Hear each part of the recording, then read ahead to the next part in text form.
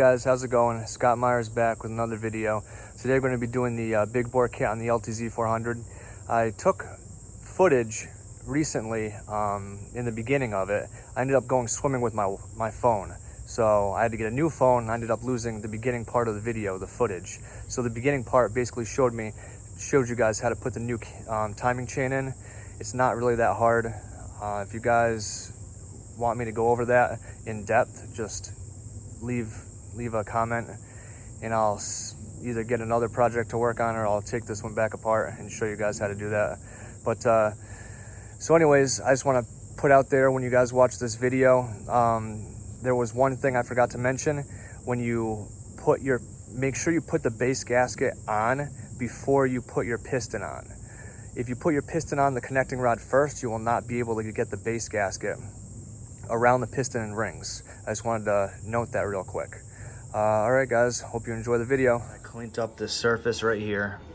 We got the new cam chain in. The cam chain's right here. You have to take the whole clutch assembly off in order to get the chain back around here, and it comes out right here. So what I do first, you can do it first or after. I cleaned the surface. Make sure you blow out all of these holes right here. Now, it could give you a false torque if there's oil or something inside there. So you want to make sure those are all completely blown out of oil. They're blown out so there's no oil inside them or anything else inside them. So now what I'm going to do is I can put the piston on right here. Just want to show you guys also. So there's no up and down play. You don't want up and down play. Side to side, a little bit of side to side is fine, but up and down is not good. That means you need a new crank. So you guys can check that out yourself. So what I'm gonna do is I'm gonna put the rings on the piston. I always put the rings on the piston before I put the piston on the connecting rod. Now once that's on, then what I do is I take the base gasket here and I spray it with copper spray. Both sides of the gasket, let it sit, gets tacky, sticky, and I'll put that on. And then I'll go ahead and put the jug cylinder on, whatever you want to call it, jug, cylinder, same thing. Okay? All right, guys. So now I'm going to go over ring end gap. So this is basically your chart here. So basically, dirt, ATV, snow. Your bore, 4 thousandths, okay, for the top ring. Second ring, 5 thousandths. Now you times that by the diameter of your bore. Say you have a 4-inch diameter bore, multiply 4.0 by 4.0 is 4 inches by 0.004, which is 4 thousandths. So that equals a ring gap of 16 thousandths, 0.016. Okay, so you guys got to do this for your math because it could be different. Like for this one, it's a 334 cc bore. So basically, you convert metric to inches, and what that is, you times that by 0.04 for your top ring, compression ring, and 0.05 for your bottom compression ring, okay? So 4 thousandths, 5 thousandths. Once you get that figured out, then you can do your ring end gap.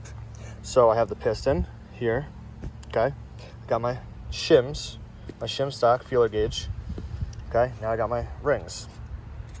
Circlip, assembly lube, blah, blah, blah. So, wrist pin. So basically what I do, I'll take the cylinder, okay, take the ring. Now it doesn't matter on your ring end gap which way you check it. You have the letter up, number or letter, doesn't matter. So what I'll do is I'll put it in,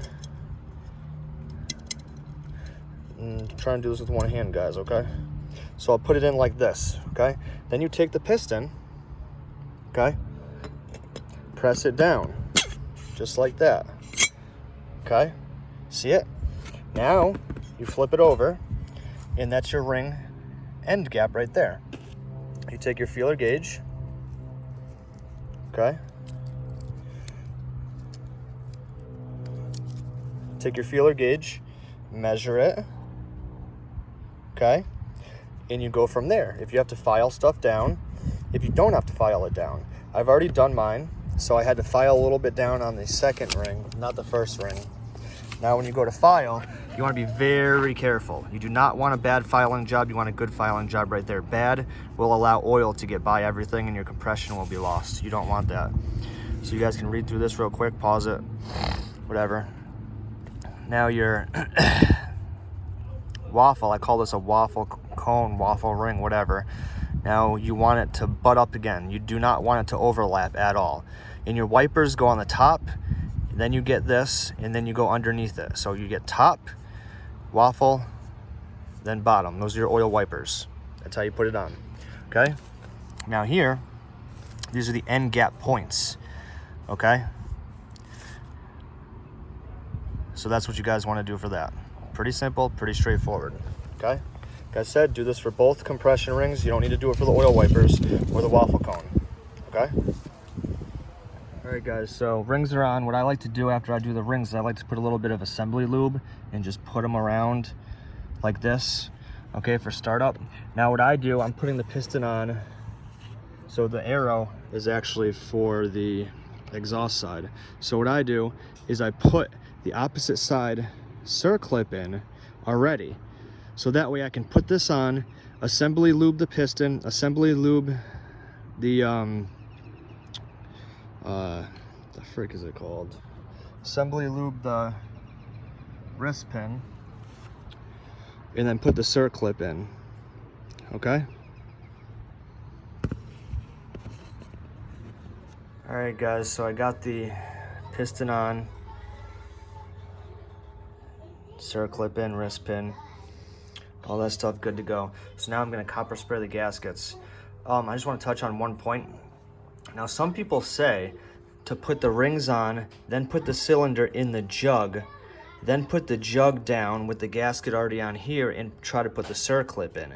Now I don't like to do that because I feel like there's a greater chance to lose the circlip down inside the motor.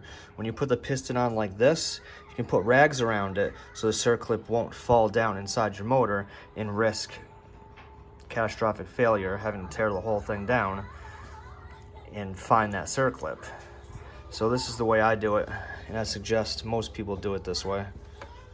All right, so now we're gonna copper spray the gaskets. Just put a light coat on.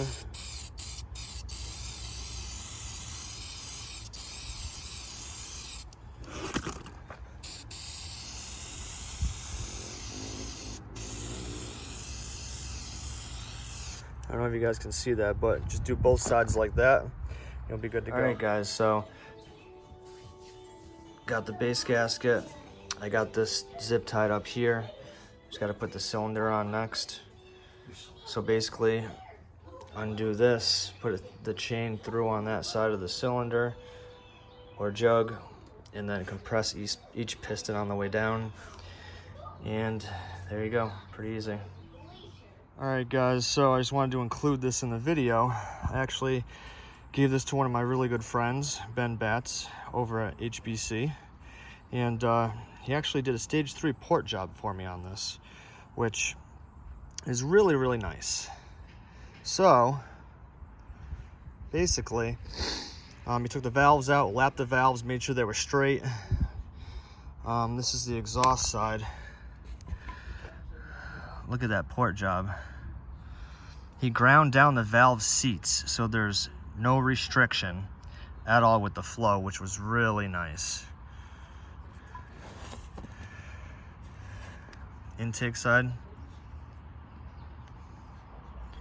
Look at that. Beautiful. Definitely a big shout out to Ben at HBC. Does some fantastic work. Fantastic. I'll put some pictures in for you. He did all the clearances too. Cam clearances and all that. Shim under bucket style, as you guys should know.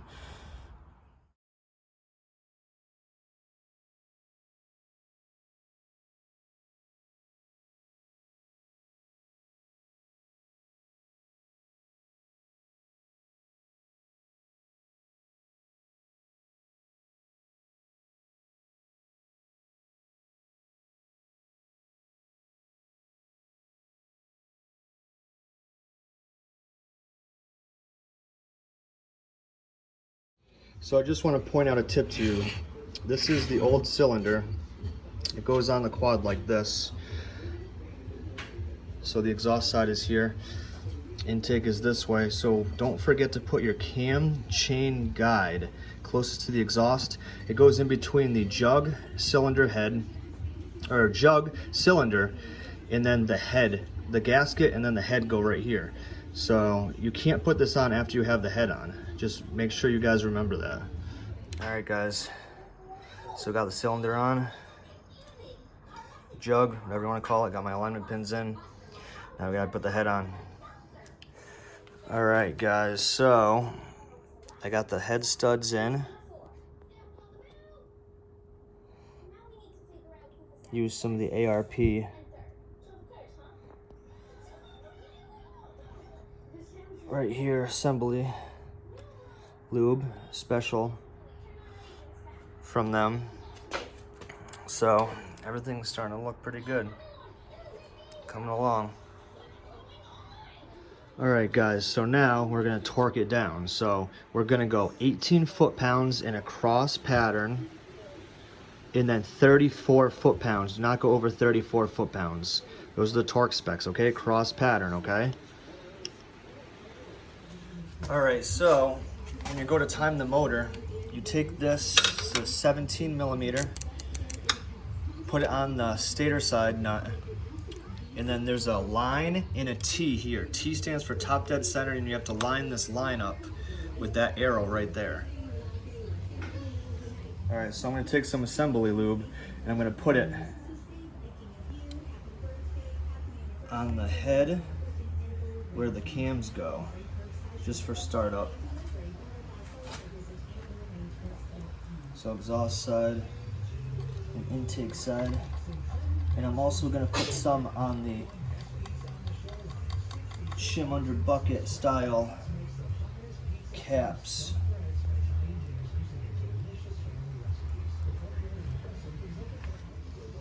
All right, so what we're gonna do now is I'm gonna cut this zip tie. So we have this in right here so the chain's not gonna fall down. So now we're gonna take the exhaust side cam. This is gonna have, you want the number 2 to be straight up. So we'll take the slack out a little bit. Align this so 2 is straight up. And these lines are straight right here. Okay, then we're gonna take the intake cam, and 3 is gonna face up.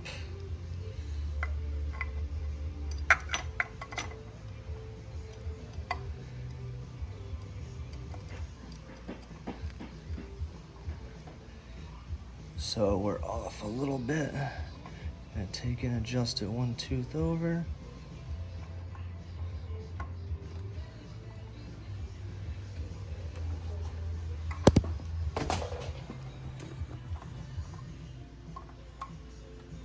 Okay. Is that in? I can't really see. All right. Now if you come over here, guys, now you see this is the exhaust side, this is the intake side. From this arrow to this arrow, there should be 15 pins, so let's count them. 1, 2, 4, 6, 8, 10, 12, 14, 15. So now we're in time. Now we're gonna go to the other side of the quad and make sure it's still at top dead center and nothing moved.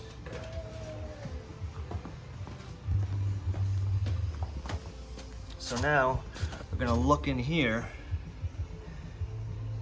and it's still lined up. So it is completely timed right now. All right, so I'm gonna show you guys how to set up the tension, the cam chain tension with your manual cam chain tensioner. So basically we're just gonna screw this in until the slop starts to come out. Oops.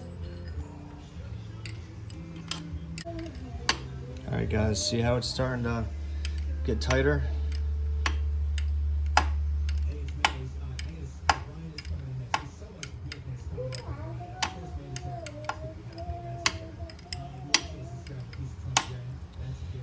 So that's still too loose.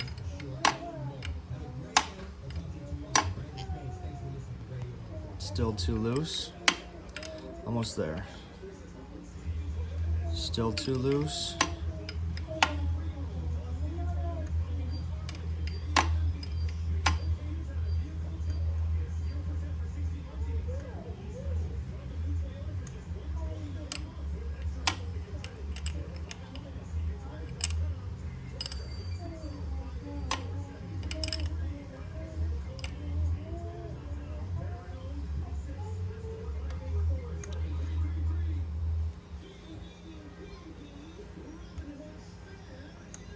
Right about there. Maybe a little more tight. Right about there, guys. All right. All right, guys, so I lost a lot more footage than I thought I lost, basically. Pretty disappointing. The footage that I lost was putting the cam caps on, tightening them down to spec, the cross pattern, putting the valve cover on, the fuel tank on, turning the petcock on, tapping the fuel bowl to get some air pockets out. Basically, put the side cover back on the clutch case, torqued all those down, and then fired her up. She runs really good. Pretty happy with the way everything went. Thank you guys for watching. Please like and subscribe.